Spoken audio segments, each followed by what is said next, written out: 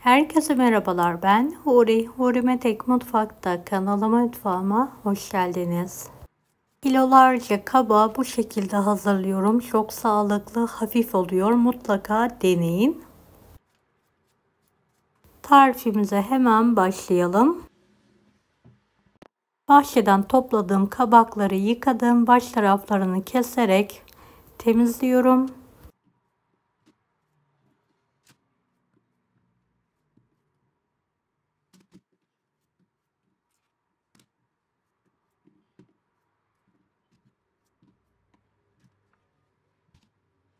Kabaklarımızı ince olacak şekilde fırın kağıdı ve fırın tepsisinin üzerine keserek alalım.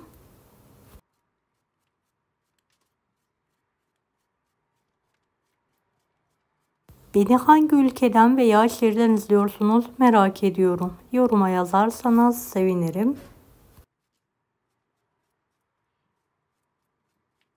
Evet, tüm kabakları kestim. Bolca zeytinyağı gezdiriyorum. Biraz tuz serpelim. Kırmızı toz biber. Kekik ekleyelim. Tüm malzemeyi elimizle karıştırarak homojen bir hale gelmesini sağlayalım.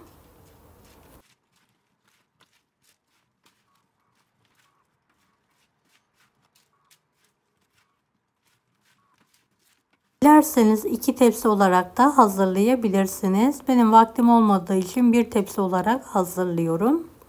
80 dereceli fanlı fırında nar gibi kızarana kadar pişirmeye bırakalım. Evet, kabaklarım kızardı. Hemen fırından çıkartıyorum.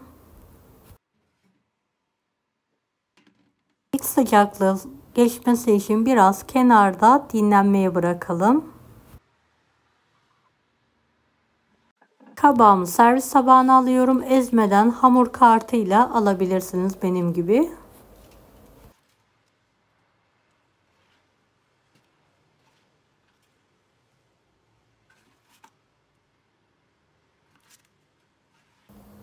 Evet, hepsini servis tabağına alıyorum.